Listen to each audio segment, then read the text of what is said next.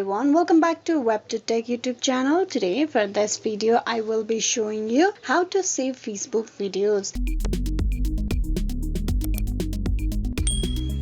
So for that, first of all, open the Facebook application and then get logged in into your account. Once you have been logged in into your account, you need to find the video that you want to save for later. So I'm just gonna scroll down and find out a certain video that I want to save. So this is the video that I want to save to watch for later. So for that, what you need to do is you need to tap on the three dotted lines on the top right.